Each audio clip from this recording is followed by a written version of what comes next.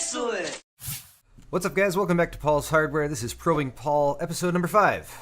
That's my Q&A segment that I do every month, and this is the one for June. I actually skipped May because I was at Computex, so sorry if I missed you. I have questions going back to the last episode, though, which was Probing Paul number 4. There it is. There's actually all the Probing Pauls, going back to the first one, and of course the origination of Probing Paul, when Kyle first uttered those words, unyoked. Anyway, I'm just going to dive right into it and get to the first question, which is from Chevy Monsenhor. First of all, I'm a big fan of your channel, Paul. You're my favorite YouTuber. Thank you.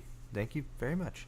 My question is, I got an ASRock B85 with a Xeon E3 1220 V3 CPU running and a GTX 970. Was thinking of putting a 240 or 250 gig SSD in the machine. Is it worth it?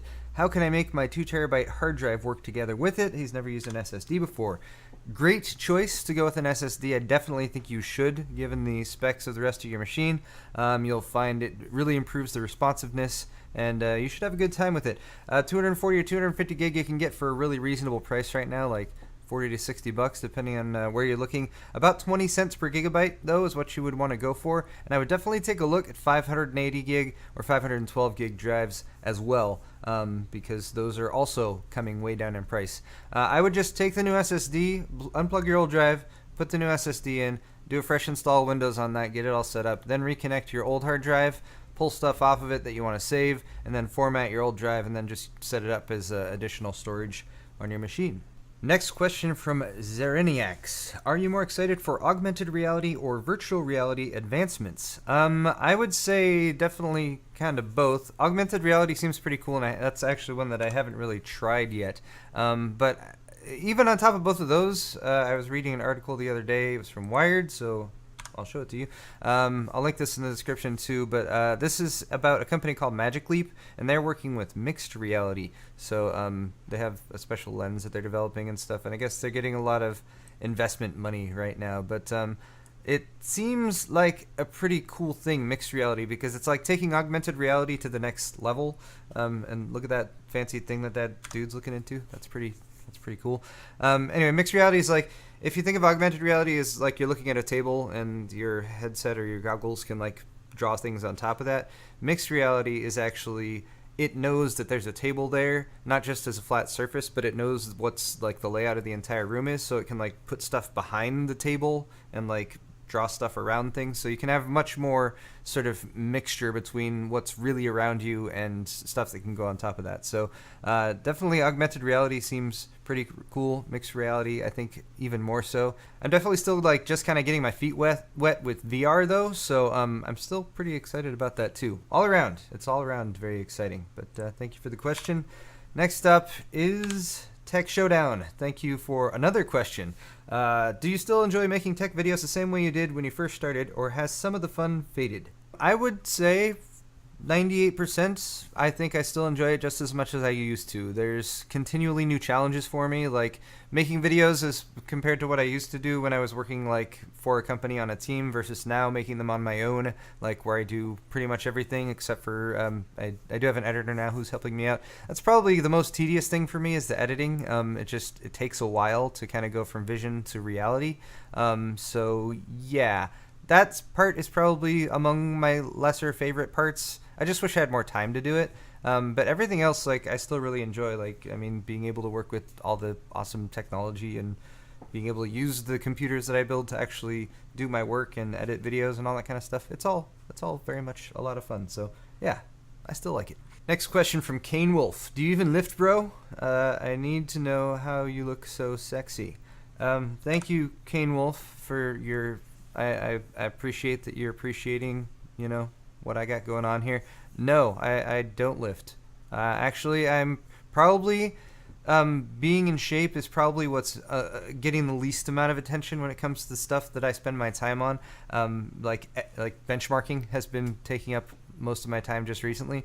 I need to like pull a Go Team J thing or something like that, and like, you know, just start doing some new workout activity that I can track and get me into better shape, because it's definitely really easy doing what I do to just end up sitting out here working or filming or that kind of thing and just completely forget about like, oh yeah, I should actually like walk around or like, go to the park or that kind of thing. Walking the dogs does definitely help with that. But yeah, I'm gonna get in better shape very soon, I promise. Gabriel has the next question. He says, "Awesome video, Paul. Love your work. Thank you." Questions: Upgrading Arctic Panther for the CPU. Would I go for the new Intel Broadwell E or the new AMD Zen FX? Or for the GPU, same kind of question. NVIDIA Pascal GPUs or AMD Polaris GPUs, based on all the hype and all that kind of stuff. So yeah, since Arctic Panther kind of represents the epitome of my enthusiast tech on my channel, will I stick with what I got or kind of go the other route? Well, I will say this, Gabriel, because I got the Polaris GPU right here. I got the 480. Just started working with that. Also, of course, at least when we're talking GPUs, we got the 1080. When it comes to the Arctic Panther, this is a $200 GPU. This is a $600 or $700 plus GPU, depending on how you look at it. Right now, I would go with this. If AMD comes out with their Vega GPUs that are going to have like HBM2 and all that kind of stuff, it'd probably be a much more different kind of story. So right now, I would go with the 1080. In the near future, who knows if it's later this year. I don't know when I'm actually going to do this rebuild, but hopefully sooner rather than later. I do already have my motherboard lined up, though. Right here. Asus X99 Deluxe 2, which I think is a suitable successor since Arctic Panther uses the X99 Deluxe. This one has RGB LEDs, of course, and some really cool other features as well, so I will be using that. And then for the CPU, since it's an X99 board, 6950X is the obvious go-to choice. I am fortunate enough to have a 6950X, and I definitely am looking into getting at least one more Broadwell E processor. So it'll kind of depend how that plays out, but obviously if I have that motherboard, I'll go with a Broadwell E processor. Again, if Zen comes out, which I really want it to, that would totally change things up, but for now, that's what I would go with. Thank you for the question, though. DVZN Media asks, Paul, being that you've worked with a lot of tech and a wide variety of companies, is there one product you haven't had a chance to get your hands on that I really want to try?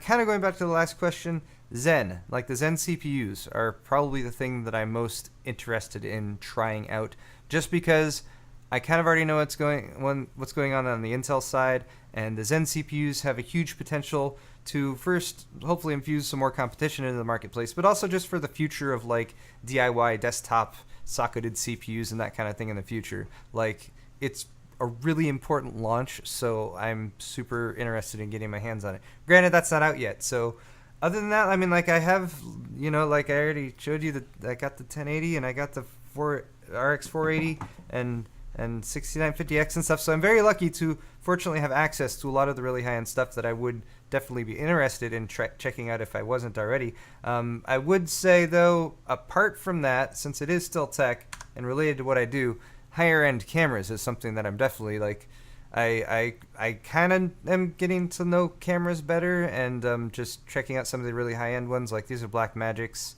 There's the Ursa and the Ursa Mini, which each cost $3 or $5 grand, depending which one you go with. Red, of course, also, if you're going more towards professional level, although still, I was about to say reasonably priced. They're very expensive, but for professional cameras, they're very reasonably priced. But yeah, checking out some of those, that would be super sweet, I would say. Maybe I'll hit up Brandon, and I'll do an internship with him at Linus Media Group, and just be I'll be his gaffer, or wait, is it a gaffer or grip? Shoot, I always get those mixed up. Anyway, next question is from Dizzy Kipper, and Dizzy Kipper asks, can you do more content on capture cards? What to look for in a card and all that kind of thing, as well as the software? Very good question, and since this is from 2 months ago when I did my last Probing Paul, you probably were not aware that I was going to post this video, which is on the Razer Ripsaw USB 3 capture card, which I reviewed, and I have also been using since then. It's actually plugged in right there. Although I'm not using it to capture what you're seeing right now. I'm using Blackmagic for that. But yeah, Razer Ripsaw is a very nice card. Granted, they're all like 170, 180-ish bucks, but it's external, USB 3, cuts way down on the latency, so like kind of what you see is what you get. There's a little bit of lag, but you can use it like, I can use it to directly control like a computer, even though I'm just watching the capture screen on like OBS or something like that, which is pretty nice. There's also the Elgato Game Capture HD 60S, which I don't have, but I might be trying out. I actually need to follow up with them, which is kind of my bad. But I've been busy lately. There's lots of graphics cards coming out and that kind of thing. As far as software, OBS, definitely OBS Studio is a really cool one that I use, and I will maybe do a video on. I'm still kind of getting to know it myself, so there's that. And then, of course, there's XSplit, which is a very nice piece of software. You do got to pay for the good one, though, for the broadcaster. Thank you for the question, though. The Monoturner asks, Paul, what inspired you and Kyle to start Awesome Hardware?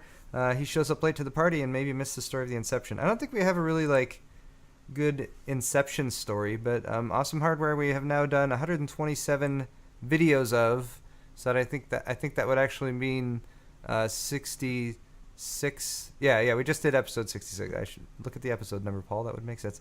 Yeah, we've just done our 66th episode of Awesome Hardware. They keep getting more views. People seem to like them.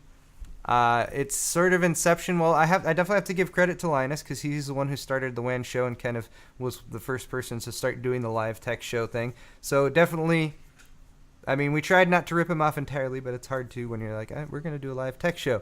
We try to differentiate ours a little bit, though. Of course, we have the alcohol drinking, which we just said that will make it more fun for us. But yeah, we try to have fun, and it came about because we wanted to have a place where we could talk more broadly about lots of different tech topics, since there's so many things that happen each given week, and we can only really cover one of the two of them if we're doing dedicated videos, like as far as reviews or that kind of thing. And then the other reason was just to have more interaction with fans, because we've got the live streams and the feeds going, and we do look at chat from time to time. Occasionally we read chat and we answer it and stuff, so that's a great reason that we do it as well. Okay, I think we just got... thank you for that question as well. 16VV asks, hey, Paul, if I send you a plate of Norwegian chocolate, it's supposed to be some of the best in the world. Would you and Kyle give it a score in an episode of Awesome Hardware? I can hypothetically send you some Norwegian brewed beer as well to try, called... What is this? Atna. This is like a Norwegian symbol. It means empty set to me. So this is Atna Empty Set L is the type of beer. If we want to try it out and give it a score or rate them. 16VV, if that is how your name is pronounced, yes, absolutely. If you want to send Norwegian chocolate or beer, send it right here, Paul's Hardware, P.O. Box 4325, Diamond Bar, California, 91765, and we will gladly try it out, provided, that you're on the up and up and everything, which I have to assume you are, being Norwegian. But anyway, guys, that's all for this episode of Probing Paul. I hope you've enjoyed it. If you did, hit the thumbs up button. Leave me more questions down in the question section down below, because I had such good ones last time. I didn't even end up reaching out to Twitter or anything this time, so sorry, people on Twitter. Maybe next time. I will be back with another one of these next month, and of course I've got tons of awesome new tech videos like that MSI GTX 1070 there, two-way SLI video coming out this weekend. Of course, the RX 480 at an indeterminate point in the future, which you can probably figure out if you read the internet, and even more 1080 stuff coming as well. So yeah, stay tuned, subscribe. Thank you for watching. We'll see you next time.